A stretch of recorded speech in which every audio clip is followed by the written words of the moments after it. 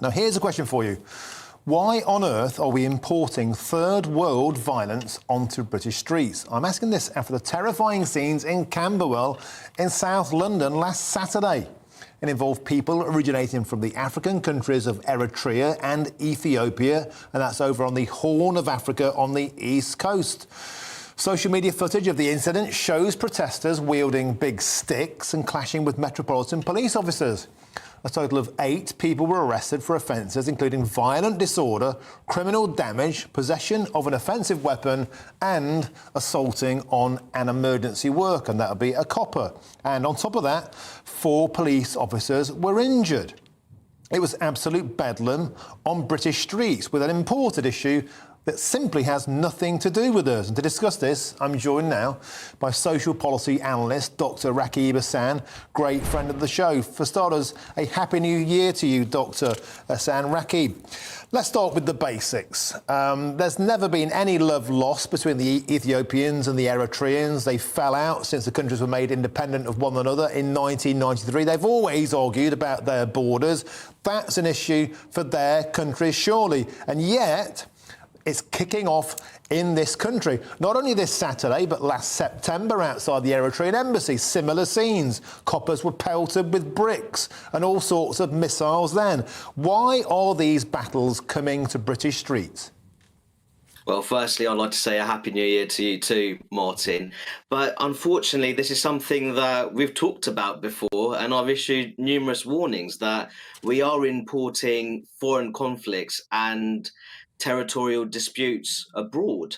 Now, many of the tensions surrounding Ethiopia and Eritrea is centered on the Tigray region. In fact, there was a recent 2-year war involving the two countries, which cost the lives of an estimated 500,000 people. And the scenes that we've seen in Camberwell really demonstrate that when it comes to those foreign tensions, they're being imported quite aggressively into the UK. And as you mentioned, there were 8 arrests, 4 police officers were injured, with 1 being hospitalised. But Martin, this is an isolated incident. I'm sure you remember the large-scale public disorders in Leicester as well, back in August, September 2022, where you saw subcontinental-style communalism spilling out on the streets of an English regional city. So I'm very concerned that many of our politicians who have adopted a very pro-diversity politics are failing to recognise the complications that come with rising ethnic and religious heterogeneity in modern Britain.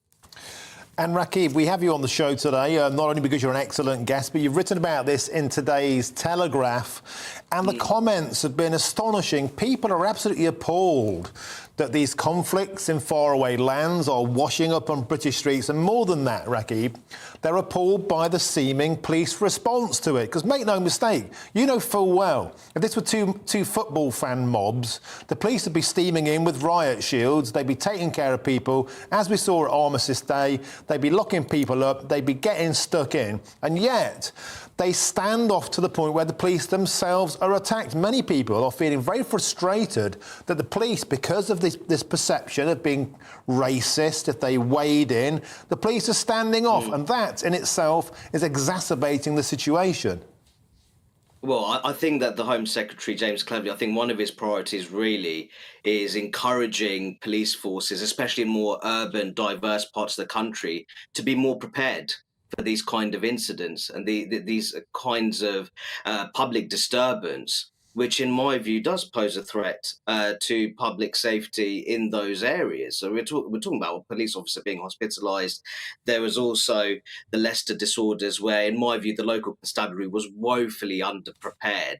And then also when you have incidents like the Leicester disorders, Martin, there's also the risk that you'll have protesters or activists, in my view, troublemakers, coming from different parts of the country, inflaming tension. So what you need is local police forces to really bolster their intelligence sharing processes and ultimately be prepared for the fact that when these kind of incidents take place, they may take place in a particular local area, but they could involve people from different parts of the country.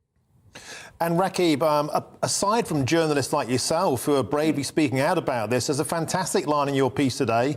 Diversity is anything but an unadulterated good, you conclude. And isn't that part of the problem? We have a story here which totally exemplifies the problem of multiculturalism not working, because we have communities that have no interest in integrating. In fact, they want the opposite. They're at war in their homelands and they have a mindset here of the same. They don't want to be friends with each other. They want to cause trouble, and they want to do it on British streets. And yet, here's the other problem. The media on the whole is shamefully silent about this.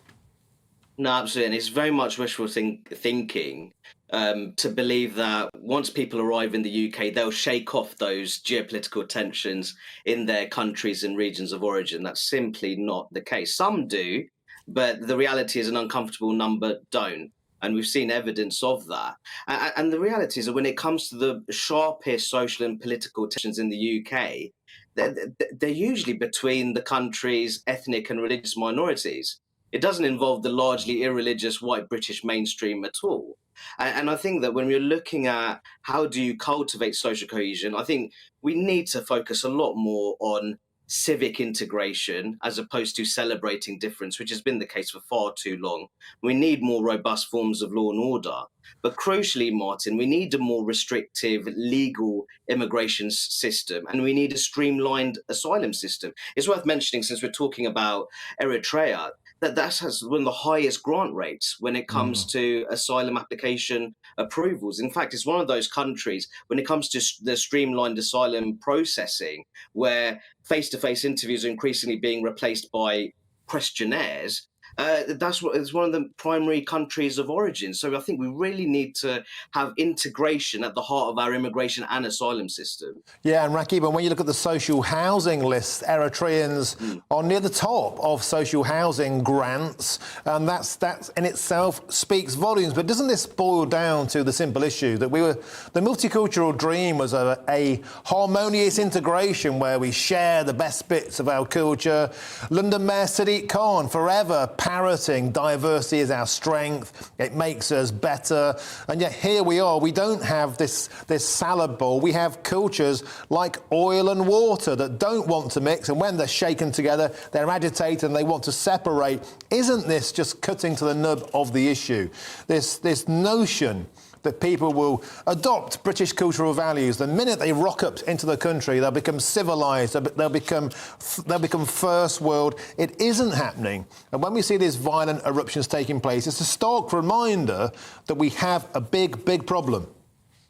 No, absolutely. And I think that the reality is when it comes to our post-Brexit immigration system, we're not prioritising the brightest and the best. Let's be absolutely clear here. When it comes to our asylum system, in my view, we should be prioritising women and children who are at major risk of sexual violence in their homelands, and that includes insecure displacement camps as well. What we have is an asylum system which is being overrun by male-dominant forms of irregular migration on the English South Coast.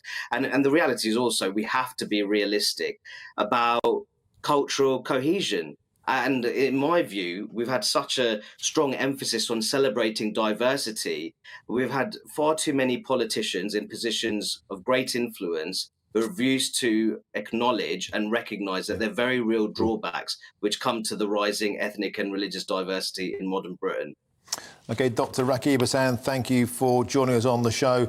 And all these sort of stories, it's a great shame because, of course, we have a very harmonious and integrated multicultural community in Britain. Prime Minister, I mean, look, the evidence is there. Communities, when they integrate, can be hugely, hugely successful. Yet stories like this show us that's not always, sadly, the case.